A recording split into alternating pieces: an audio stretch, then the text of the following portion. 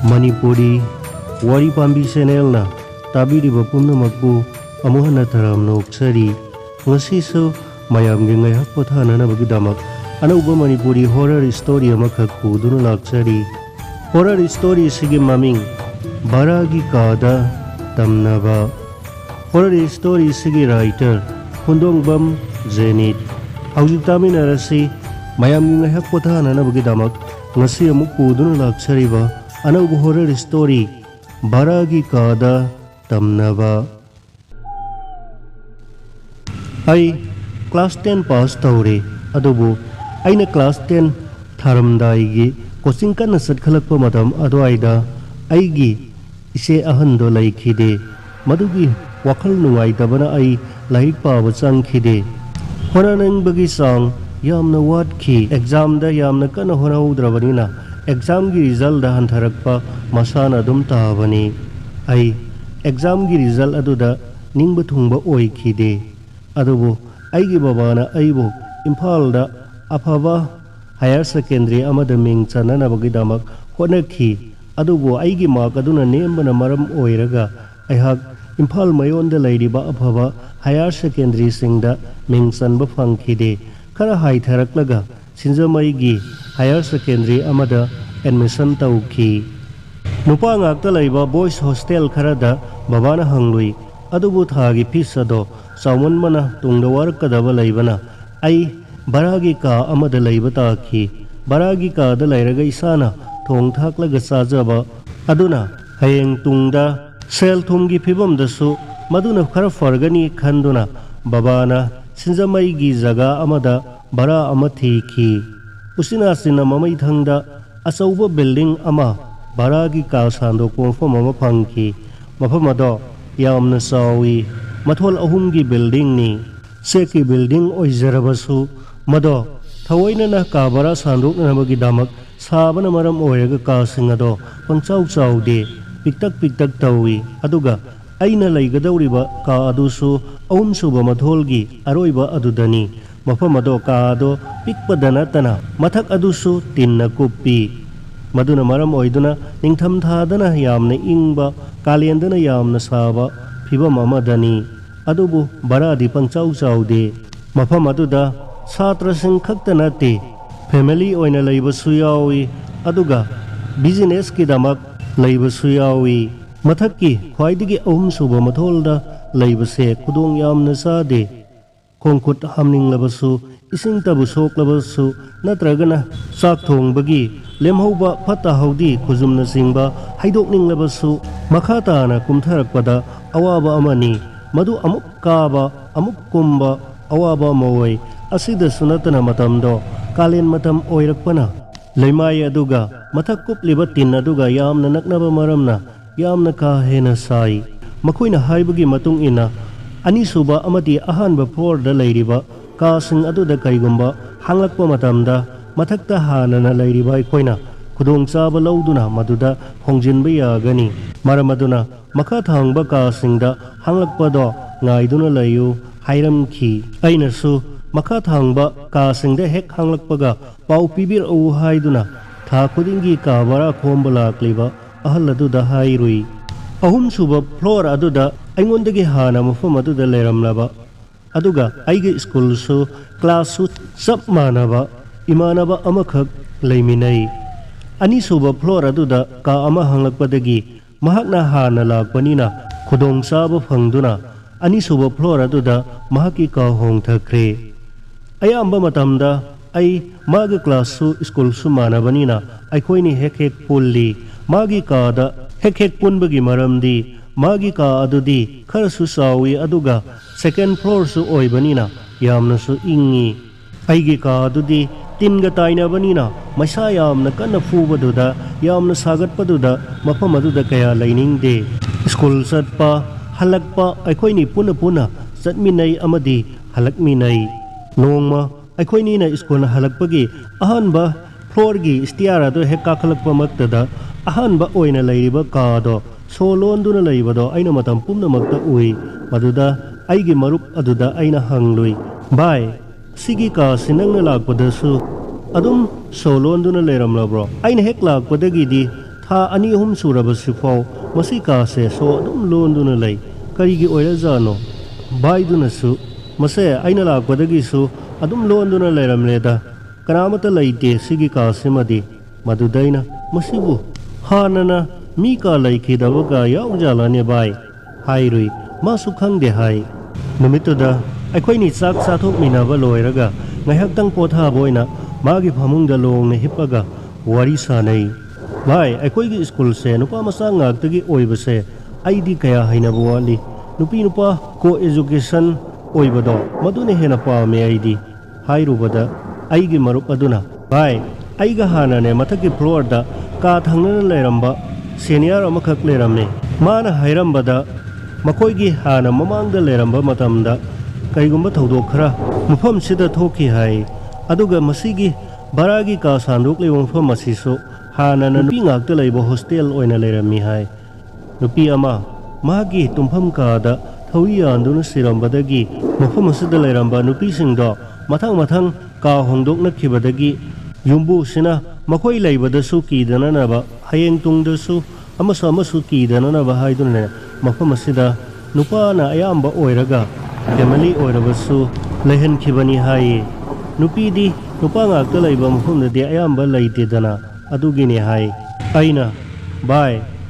onthok powari lira ida aina khara mathakta naito moina leibaga bai bo num khanjil luraga pangki da kisila eda pangtan tansila e toilet chatpasu a makha tana chatpa aduga pata hodi haidokpusu a kasin tana makha da dusu ayung nung thindana ayung nung thiloirabasu ahing se baigi ka sida punna tuminarasiba e tali aidi mi ani tuminaba hainate maruptuna hairakpani nahan makhai tha ahum mari leirakpase toilet salabasu pata hodi haidokpa chatpa oirabasu numidangi matamda kaimata kanamata yaudana ithanata pangchatta chatlui ngasi aigi marupsina lirakliba wari ase hagira asengbaira haibasu khangde adum isada akiba ama phawba horaklami aina mabu hek haunaba honai adubu mana hagita thoktuna nupana bu mihun yaudaba duk pangdaba haina hek migi mangda hairakpaduda ikai khangdagi kina ai ayamba matamda mabu haurudre aiga hek ka thangnana leiribadudi satra natte sana saba mioi ani khakni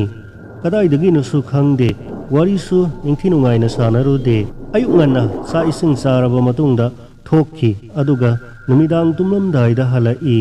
numidangi sakti makhoi warabani na thongba tanduna hotel dagi sathoaga hek halai nongma ahingama mit khangsang singki aina makeup thorakpada mi khara kapnabagi khonjel tai khonjel ado aikoigi leiriba baragi kaagi hek changlakpham gate asoba adugi manakta leiriba kasing adomdani aina thariba kapagi khonjel singado tamnaribra haina khanduna ai na si thangatuna ahingado sungtumdana nongan ba fawba tumthaba yadana adumang taki kapagi khonjel ado nongala bu fawba taki adudagi wawa ngangnaba haurai tumba haunaraduna mayam thongnarakpaduda aisu mapalda thoktuna karigino haiduna hangloi adugadi aikoigi hek building adugi sanglakpham machinda leiba baragi ka aduda leiba family gi ahalado heart attack tawduna leitabani haibado pau khanglammi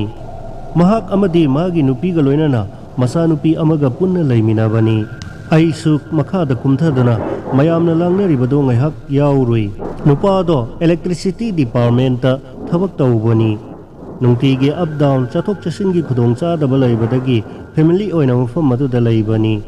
mahaki nupi amadi masa nupi aduna thamoi sokna kappado ururaga kadomdagino khanghodana aisu miludagi pirang chintarakhi yamna nungai khide makoigi asiba haksang ado uraba matungda makoigi pungnafam khunging aduda chatkre hai adubu mahaki nupi amadi masana kappagi khonjel adudi bara saliba building adugi akoibada taduna leiriboi ningnari humni subu numitadi ising sokphamda mayam murum ngangnaba kaya muk haurakle ahingda mi kappagi khonjel tadra haina hangnarakpa ngarangdi yamna kanna kappine ꯍꯥꯏꯕꯅꯆꯤꯡꯕ ꯀꯌꯥ ꯉꯥꯡꯅꯕꯗꯣ ꯇꯥꯕ ꯍꯧꯔꯛꯄꯗ ꯑꯩ ꯌꯥꯝꯅ ꯀꯤꯔꯛꯈꯤ꯫ ꯑꯩꯒꯤ ꯃꯔꯨꯞ ꯑꯗꯨꯗꯁꯨ ꯍꯥꯏꯔꯨꯕ ꯃꯇꯝꯗ ꯌꯥꯝꯅ ꯉꯥꯡꯅꯔꯕꯅꯤ, ꯑꯍꯤꯡ ꯑꯊꯦꯡꯕꯗ ꯀꯞꯄꯤ ꯍꯥꯏꯅꯩ꯫ ꯑꯩꯗꯤ ꯇꯥꯗꯦ, ꯑꯗꯨꯕꯨ ꯑꯩꯒ ꯊꯪꯅꯅ ꯀꯥ ꯂꯩꯔꯤꯕꯁꯤꯡꯁꯤꯅꯗꯤ ꯂꯣꯏꯅ ꯍꯥꯏꯅꯔꯦ꯫ ꯍꯨꯝꯅꯤ ꯁꯨꯕ ꯅꯨꯃꯤꯠꯇꯅꯤ꯫ ꯑꯩ ꯅꯨꯃꯤꯗꯥꯡꯒꯤ ꯄꯨꯡ 10 ꯈꯔ ꯍꯦꯜꯂꯛꯄ ꯑꯗꯨꯋꯥꯏꯗ ꯑꯩ ꯈꯣꯡ ꯀꯟꯅ ꯍꯥꯝꯅꯤꯡꯂꯛꯈꯤ꯫ ꯃꯈꯥꯗ ꯀꯨꯝꯊꯗꯨꯅ ꯁꯦꯀꯦꯟ ꯐ꯭ꯂꯣꯔꯗ ꯂꯩꯔꯤꯕ ꯑꯩꯒꯤ ꯃꯔꯨꯞ ꯑꯗꯨ ꯍꯧꯗꯣꯛꯂꯨꯏ, ꯑꯗꯨꯕꯨ ꯃꯍꯥꯛ ꯁꯨꯛꯈꯨꯝ ꯈꯨꯝꯂꯛꯇ꯭ꯔꯦ꯫ ꯑꯩꯅ ꯑꯍꯤꯡ ꯑꯗꯨꯗ ꯀꯔꯤ ꯀꯔꯤꯅꯣ ꯈꯔ ꯉꯥꯡꯅꯕꯒ ꯀꯔꯤꯒ ꯃꯥ ꯀꯤꯗꯨꯅ ꯈꯨꯝꯂꯛꯇ꯭ꯔꯕꯅꯤ ꯈꯟꯗꯨꯅ ꯑꯩꯅ ꯁꯣꯝꯗ ꯁꯨꯝ ꯂꯩꯕ ꯌꯥꯁꯤꯜꯂꯛꯇꯕꯗꯒꯤ ꯎꯄꯥꯏ ꯂꯩꯇ꯭ꯔꯗꯨꯅ ꯈꯨꯠꯇ ꯃꯩꯈꯦꯠ ꯑꯃꯗꯤ ꯀꯦꯟꯗꯜ ꯑꯗꯨ ꯄꯥꯏꯗꯨꯅ ꯏꯁꯤꯡ ꯕꯥꯜꯇꯤꯜ ꯑꯗꯨ ꯌꯥꯜꯂꯗꯨꯅ ꯃꯈꯥꯗ ꯇꯣꯏꯂꯦꯠ ꯇꯧꯅꯅꯕ ꯄꯔꯞ ꯀꯨꯝꯊꯔꯛꯈꯤ꯫ ꯇꯣꯏꯂꯦꯠ ꯆꯪꯅꯤꯡꯕꯒꯤ ꯋꯥꯈꯜ ꯑꯗꯨꯅ ꯉꯥꯏꯍꯥꯛꯇꯪꯗ ꯑꯀꯤꯕ ꯍꯥꯏꯕꯗꯣ ꯑꯃꯠꯇ ꯂꯩꯈꯤꯗ꯭ꯔꯦ꯫ ꯇꯣꯏꯂꯦꯠꯇꯣ ꯐꯥꯔꯁꯠ ꯐ꯭ꯂꯣꯔꯒꯤ ꯈ꯭ꯋꯥꯏꯗꯒꯤ ꯀꯥꯆꯤꯟ ꯏꯊꯪ ꯊꯪꯕꯗ ꯀꯥ 4 ꯂꯩꯕꯅꯤ, ꯑꯗꯨꯒ ꯐꯠꯇ ꯍꯥꯎꯗꯤ ꯍꯩꯗꯣꯛꯐꯝ ꯑꯃꯒ ꯊꯪꯅꯅ ꯂꯩꯕꯅꯤ꯫ ꯃꯐꯝ ꯑꯗꯣ ꯌꯥꯝꯅ ꯁꯨꯛꯄ ꯑꯆꯤꯛꯄ ꯃꯐꯝꯅꯤ꯫ ꯍꯛꯆꯥꯡꯁꯦ ꯀꯥ ꯍꯦꯟꯅ ꯂꯨꯝꯊꯔꯛꯄ ꯑꯗꯨꯗ ꯑꯀꯤꯕ ꯍꯥꯏꯕꯗೋ ꯃꯤꯀꯨꯞꯇꯨꯗ ꯀꯥꯎꯊꯣꯛꯎꯔꯕꯁꯨ ꯀꯣꯟꯅ ꯃꯐꯝ ꯑꯗꯨꯗꯒꯤ ꯊꯣꯔꯛꯄꯗ ꯏꯁꯥꯗ ꯈꯤꯔꯨꯝ ꯂꯥꯎꯕ ꯄꯣꯛꯂꯛꯇꯨꯅ ꯑꯩ ꯈꯣꯡꯊꯥꯡ ꯑꯗꯣ ꯄꯔꯞ ꯌꯥꯡꯅ ꯊꯥꯡꯖꯤꯜꯂꯤ꯫ ꯏꯁꯇꯤꯌꯥꯔ ꯑꯗꯣ ꯊꯨꯅ ꯄꯔꯞ ꯀꯥꯔꯛꯏ꯫ ꯑꯣꯏ ꯊꯪꯕꯗ ꯂꯩꯔꯤꯕ ꯁꯦꯀꯦꯟ ꯐ꯭ꯂꯣꯔꯒꯤ ꯑꯁꯥꯡꯕ ꯂꯝꯕꯤ ꯑꯗꯨꯗ ꯃꯤ ꯑꯃ ꯄꯔꯞ ꯆꯠꯈꯤꯕꯗோ ꯑꯩꯅ ꯃꯌꯦꯛ ꯁꯦꯡꯅ ꯎꯍꯧꯏ꯫ ꯚꯔꯥꯒꯤ ꯀꯥ ꯑꯗꯨꯗ ꯂꯩꯕ ꯑꯇꯣꯞꯄ ꯀꯅꯥꯒꯨꯝꯕ ꯑꯣꯏꯔꯝꯅꯤ ꯈꯟꯗꯨꯅ ꯑꯩ ꯄꯔꯞ ꯀꯥꯅꯕ ꯍꯣꯠꯅꯔꯛꯏ꯫ ꯑꯩꯅ ꯈ꯭ꯋꯥꯏꯒꯤ ꯑꯔꯣꯏꯕ ꯐ꯭ꯂꯣꯔ ꯑꯗꯣ ꯌꯧꯕ ꯃꯇꯝ ꯑꯗꯨꯗ ꯅꯨꯄꯥ ꯑꯃꯒꯤ ꯀꯞꯄꯒꯤ ꯈꯣꯟꯖꯦꯜ ꯑꯃ ꯑꯩꯅ ꯈꯪꯍꯧꯗꯅ ꯇꯥꯔꯛꯈꯤ, ꯑꯗꯨꯒ ꯈꯣꯟꯖꯦꯜ ꯂꯥꯛꯈꯤꯕ ꯃꯥꯏꯀꯩ ꯑꯗꯨꯁꯨ ꯉꯁꯥꯏꯒꯤ ꯃꯁꯛ ꯈꯪꯗꯕ ꯃꯤꯑꯣꯏ ꯑꯃꯅ ꯆꯠꯈꯤꯕ ꯃꯥꯏꯀꯩ ꯑꯗꯣꯝꯗꯒꯤꯅꯤ꯫ ꯑꯩ ꯒꯨꯔꯨꯡ ꯑꯩꯒꯤ ꯀꯥ ꯇꯥꯅ ꯆꯦꯟꯁꯤꯜꯂꯛꯈꯤ, ꯑꯗꯨꯒ ꯊꯣꯡ ꯑꯗꯣ ꯆꯦꯠꯅ ꯂꯣꯟꯁꯤꯟꯈꯤ꯫ ꯑꯩꯅ ꯂꯩꯔꯤꯕ ꯈ꯭ꯋꯥꯏ ꯃꯊꯛꯀꯤ ꯊꯥꯔꯠ ꯐ꯭ꯂꯣꯔ ꯑꯗꯨꯒꯤ ꯀꯥ ꯑꯗꯨꯒꯤ ꯈ꯭ꯋꯥꯏꯗꯒꯤ ꯍꯩꯅꯗꯕ ꯑꯃꯒ ꯂꯩꯔꯤ, ꯃꯗꯨꯗꯤ ꯑꯩꯅ ꯄꯦꯟꯗ꯭ꯔꯤꯕꯁꯦ ꯊꯣꯡꯅꯥꯎ ꯑꯃꯠꯇꯁꯨ ꯄꯥꯟꯗꯦ꯫ ꯊꯣꯡꯅꯥꯎꯒꯤ ꯃꯍꯨꯠꯇ ꯚꯦꯟꯇꯤꯂꯦꯁꯟ ꯑꯣꯏꯅ ꯄ꯭ꯂꯁ ꯁꯥꯏꯟꯗ ꯆꯦꯛꯅ ꯗꯦꯀꯣꯔꯦꯁꯟ ꯁꯦꯝꯗꯨꯅ ꯑꯍꯣꯕ ꯃꯐꯝ 2ꯈꯛ ꯐꯥꯠꯇꯨꯅ ꯊꯝꯃꯤ, ꯃꯗꯣ ꯊꯤꯡꯗꯣꯛ ꯊꯤꯡꯖꯤꯟꯁꯨ ꯌꯥꯗꯦ꯫ ꯊꯣꯡ ꯑꯗꯨ ꯆꯦꯠꯅ ꯊꯤꯡꯖꯤꯟꯖꯔꯕꯁꯨ ꯄ꯭ꯂꯁ ꯁꯥꯏꯟꯗ ꯍꯥꯡꯗꯨꯅ ꯂꯩꯔꯤꯕ ꯑꯍꯣꯕ ꯊꯣꯡꯅꯥꯎ ꯃꯆꯥ 2 ꯑꯗꯣ ꯃꯗꯣ ꯎꯔꯨꯕꯗ ꯏꯁꯥꯗ ꯍꯩꯅꯗꯕ ꯑꯃꯗꯤ ꯑꯀꯤꯕ ꯑꯗꯨꯝ ꯐꯥꯎꯏ꯫ ꯈꯔ ꯀꯤꯔꯛꯄ ꯃꯇꯝ ꯑꯗꯨꯗ ꯑꯩꯒ ꯀꯥ ꯍꯦꯛ ꯊꯪꯅꯅ ꯂꯩꯔꯤꯕ ꯁꯅꯥ ꯁꯥꯕ ꯅꯨꯄꯥ 2ꯗꯨꯁꯨ ꯃꯐꯝ ꯑꯁꯤꯗ ꯂꯩꯔꯝꯕ ꯑꯦꯂꯦꯛꯇ꯭ꯔꯤꯁꯤꯇꯤꯗ ꯊꯕꯛ ꯇꯧꯕ ꯅꯨꯄꯥ ꯑꯗꯣ ꯁꯤꯗ꯭ꯔꯤꯉꯩꯒꯤ ꯃꯃꯥꯡꯗ ꯌꯨꯝꯗ ꯆꯠꯅꯈꯤꯕ ꯑꯣꯏꯕꯅ ꯀꯥ ꯑꯗꯨꯁꯨ ꯏꯍꯥꯡ ꯍꯥꯡꯅ ꯂꯩꯕ ꯃꯇꯝꯅꯤ꯫ ꯑꯩ ꯑꯃꯨꯛꯀ ꯍꯦꯟꯅ ꯀꯤ꯫ ꯑꯍꯤꯡ ꯊꯦꯡꯂꯛꯂꯕ ꯃꯇꯝꯗ ꯅꯨꯄꯥ ꯑꯗꯣ ꯚꯔꯥꯒꯤ ꯀꯥ ꯁꯟꯗꯣꯛꯂꯤꯕ ꯕꯤꯜꯗꯤꯡ ꯑꯁꯤꯒꯤ ꯑꯀꯣꯏꯕꯗ ꯀꯞꯇꯨꯅ ꯆꯠꯂꯤ ꯍꯥꯏꯕꯁꯦ ꯃꯤ ꯈꯨꯗꯤꯡꯃꯛꯅ ꯉꯥꯡꯅꯔꯕꯅꯤ꯫ ꯋꯥꯁꯤ ꯀꯗꯥꯏ ꯐꯥꯎꯕ ꯆꯨꯝꯕꯒꯦ ꯍꯥꯏꯕꯗꯣ ꯕꯤꯜꯗꯤꯡ ꯑꯁꯤꯒꯤ ꯃꯄꯨ ꯑꯣꯏꯔꯤꯕ ꯚꯔꯥ ꯁꯥꯜꯂꯤꯕ ꯑꯍꯜ ꯑꯗꯨꯅ ꯑꯩꯈꯣꯏꯗ ꯑꯍꯤꯡꯒꯤ ꯃꯇꯝꯗ ꯇꯣꯏꯂꯦꯠꯇ ꯅꯠꯇ꯭ꯔꯒ ꯃꯈꯥꯗ ꯀꯨꯝꯕ ꯃꯇꯝꯗ ꯃꯤ ꯑꯃꯃꯝꯗꯪ ꯀꯨꯝꯗꯅꯅꯕ ꯃꯤ 2-3 ꯄꯨꯟꯅ ꯀꯨꯝꯃꯤꯟꯅꯅꯕ ꯍꯥꯏꯔꯝꯈꯤꯕ ꯋꯥ ꯑꯗꯨꯅ ꯇꯥꯛꯂꯕꯅꯤ꯫ ꯑꯩꯁꯨ ꯃꯊꯛꯇ ꯏꯊꯟꯇ ꯂꯩꯕꯗꯣ ꯁꯦꯀꯦꯟ ꯐ꯭ꯂꯣꯔꯗ ꯂꯩꯔꯤꯕ ꯑꯩꯒꯤ ꯃꯔꯨꯞ ꯑꯗꯨꯒ ꯑꯍꯤꯡ ꯄꯨꯟꯅ ꯇꯨꯝꯃꯤꯟꯅꯁꯤ ꯑꯃꯨꯛꯁꯨ ꯍꯥꯏꯔꯨꯏ, ꯑꯗꯨꯕꯨ ꯃꯥꯅ ꯑꯃꯨꯛꯁꯨ ꯅꯨꯄꯥ ꯊꯣꯛꯇꯕ ꯈꯣꯠꯇꯕ ꯍꯥꯏꯗꯨꯅ ꯌꯥꯝꯅ ꯉꯥꯡꯂꯛꯄꯗꯨꯗ ꯑꯩꯁꯨ ꯏꯀꯥꯏ ꯈꯥꯡꯗꯒꯤ ꯍꯦꯔꯥ ꯑꯩꯈꯣꯏꯁꯨ ꯅꯨꯄꯥꯅꯤ ꯀꯩꯅꯣ ꯍꯥꯏꯗꯨꯅ ꯃꯥꯒꯤ ꯃꯥꯡꯗꯗꯤ ꯊꯧꯅꯥ ꯐꯕ ꯁꯥꯗꯨꯅ ꯉꯥꯡꯊꯣꯛꯂꯨꯔꯦ꯫ ꯑꯩ ꯍꯧꯖꯤꯛ ꯑꯩꯒ ꯊꯪꯅꯕꯗ ꯂꯩꯕ ꯁꯅꯥ ꯁꯥꯕꯁꯤꯡ ꯑꯗꯨꯁꯨ ꯌꯨꯝꯗ ꯀꯨꯝꯈ꯭ꯔꯦ꯫ ꯑꯩꯁꯨ ꯃꯇꯝ ꯈꯔ ꯌꯨꯝꯗ ꯀꯨꯝꯂꯁꯤꯔꯥ ꯍꯥꯏꯅ ꯈꯜꯂꯛꯏ, ꯑꯗꯨꯕꯨ ꯁ꯭ꯀꯨꯜ ꯁꯨꯇꯤ ꯂꯩꯕ ꯅꯠꯇꯕꯅꯤꯅ ꯑꯩꯉꯣꯟꯗ ꯀ꯭ꯂꯥꯁ ꯌꯥꯎꯍꯧꯗꯕꯒꯤ ꯃꯥꯡꯖꯒꯗꯕꯁꯤꯡ ꯑꯗꯣ ꯈꯜꯂꯨꯏ꯫ ꯑꯗꯨꯒ ꯑꯃꯔꯣꯝꯗꯁꯨ ꯕꯕꯥ ꯍꯣꯏꯅ ꯍꯧꯖꯤꯛ ꯐꯔꯛꯇ ꯌꯨꯝꯗ ꯂꯥꯛꯏꯕꯁꯦ ꯃꯔꯝꯒꯤ ꯁꯨꯇꯤ ꯂꯩꯕꯒꯤꯅꯣ ꯍꯪꯂꯛꯂꯕꯗꯤ ꯑꯩꯁꯨ ꯈꯨꯝꯐꯝ ꯈꯪꯂꯣꯏ ꯈꯟꯗꯨꯅ ꯑꯩ ꯇꯨꯃꯤꯟꯅ ꯂꯩꯔꯦ꯫ ꯅꯨꯃꯤꯠꯇꯣ ꯌꯥꯝꯅ ꯊꯤꯅ ꯑꯣꯝꯆꯥꯛꯅꯩ꯫ ꯃꯤꯑꯣꯏ ꯈꯔꯁꯨ ꯃꯄꯥꯟꯗ ꯄꯨꯟꯅ ꯂꯩꯃꯤꯟꯅꯗꯨꯅ ꯑꯁ ꯅꯣꯡ ꯇꯥꯗꯧꯕ ꯃꯥꯜꯂꯤ ꯀꯥꯏꯅ ꯋꯥꯔꯤ ꯁꯥꯅꯈꯤꯕꯗꯣ ꯑꯩꯅ ꯀꯥꯗꯒꯤ ꯇꯥꯍꯧꯈꯤ꯫ ꯅꯨꯃꯤꯠꯇꯣ ꯁꯥꯃꯟꯕꯗꯨꯒ ꯑꯣꯂꯥꯡ ꯑꯣꯟꯁꯥꯎꯅꯗꯨꯅ ꯄꯥꯛ ꯍꯦꯛ ꯇꯨꯝꯅꯤꯡꯕꯁꯨ ꯐꯥꯎꯗꯦ꯫ ꯂꯥꯏꯔꯤꯛ ꯑꯣꯏꯅ ꯐꯅ ꯊꯦꯡꯅ ꯐꯥꯎꯕ ꯄꯥꯏ꯫ ꯃꯗꯨꯗꯒꯤ ꯊꯦꯡꯂꯛꯂꯕ ꯑꯗꯨꯗꯗꯤ ꯁꯦꯠꯂꯝꯂꯤꯕ ꯐꯤꯔꯣꯜꯁꯤꯡ ꯑꯗꯣ ꯍꯨꯃꯥꯡ ꯁꯧꯃꯟꯕꯗꯨꯗ ꯂꯣꯏꯅ ꯂꯧꯊꯣꯛꯂꯒ ꯈꯣꯡꯒ꯭ꯔꯥꯎ ꯃꯆꯥ ꯑꯃꯈꯛ ꯁꯦꯠꯂꯒ ꯉꯥꯏꯍꯥꯛ ꯇꯨꯝꯊꯔꯨꯏ꯫ ꯑꯩꯅ ꯃꯤꯀꯞ ꯊꯣꯛꯂꯛꯄ ꯃꯇꯝꯗꯗꯤ ꯌꯥꯝꯅ ꯀꯟꯅ ꯅꯨꯡꯁꯤꯠ ꯁꯤꯠꯄ ꯑꯃꯗꯤ ꯅꯣꯡ ꯈꯥꯛ ꯂꯥꯎꯅ ꯆꯨꯔꯝꯈꯤ꯫ ꯃꯩꯁꯨ ꯄꯨꯝꯃꯝ ꯃꯝꯂꯝꯃꯤ꯫ ꯑꯩꯅ ꯐꯨꯛ ꯂꯥꯎꯅ ꯍꯧꯒꯠꯇꯨꯅ ꯑꯩꯒꯤ ꯁꯣꯂꯥꯔ ꯂꯦꯝꯞꯗꯨ ꯊꯥꯜꯂꯤ꯫ ꯁꯣꯂꯥꯔ ꯂꯦꯝꯞꯗꯨ ꯍꯦꯛ ꯊꯥꯟꯕ ꯃꯤꯀꯨꯞꯇꯨꯗꯗꯤ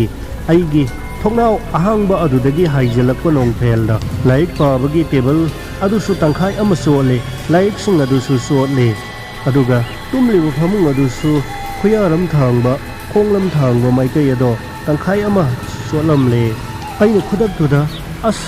laik sing se loina mangba tare haiduna phamung adudi hayeng loina pirol sing ado nungsada phawdok lage aduga laik leiriba table adugi mathakta kaduna laik sing adudi sotana wa haiduna aina khudai ama thoplaga maduna thongnau ahangba do mensiladuna khutna ngaklaga nong khara hangba phawba table mathak aduda lepaga leiramni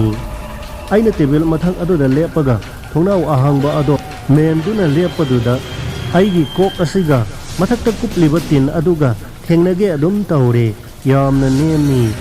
minatara mukto nong ado aina khara pathaba ngai boina thongnau ado adum menduna leiramni adubu nong adudi hena kansilaklami khwaidagi ngakpa ama oina aina lepiba kok mapagi tin adudagi khara chathoklaga aigi kok mapa adom tamna tin aduda mathakta karigumba migumba chapagi mawongda tin ado pedrek launa khongpham amani thangjilakpagi mawongda aigi kok mapa tamna changsilaklami mado haudonggumana chapani haise hairabasu thenglaba ahing aduda khwaidagi wangba mathol aduda karamna haudongna chatkadoribano aduga madusu haudongna nethabagi khongpham nate kodrok asam changsilakpaduda ai kimanbana khangma ngamdraduna aigi lem ado pairaga ai mapanda chenthoraki second floor da leiba aigi marop adugi ka mapatamna ai parap chentharakhi aduga magi thong ado dang thinduna bye thongango aiduna kanna hogdokko honeri aigi marop adu sunuaina tumthakra male hogdokkodo tungta taramde ai okhona kapte haibatani mitagi pi sintharaklabani kibana haksang asisu yawi haiba phawba kawrabani matam aduda oiramda sangna satheba second floor gi asang balambi aduda ni ama parap nahalgi matawgumna sathibado aina aigi lem mangal aduda uhauki ai kimanbana aigi marubada saungman khiduna magi thong aduda khongpakna dang kawrui makolado yamna haure handakti marup ado thong hangdong lai thong hangdong pugai na parap changsilaga thong ado pona da thajili aina kapna mangonda wari ado lirami aige marup aduna bai ai lan khre ai tasengna nangonda lan khre nang ai bu aro bu tawrogano sigi matung dagidi akoini adum tuminarasi hairakhi nongalaga akoini ai ka du da punna sangminarui adubu aigi ka dudi isingna pomrop luplamle kanagi tumna naba kangthol na leiriba phiron pharol sing loina na lairik sing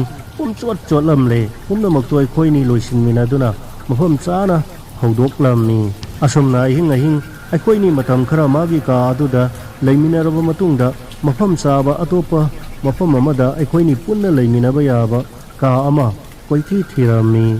hapta amuk koithi thiraba matungda sinjamai singa mathakta achauba ka ama ka baradi khara sawi maduda aikoini ka ama lauduna punna muk leiminaramni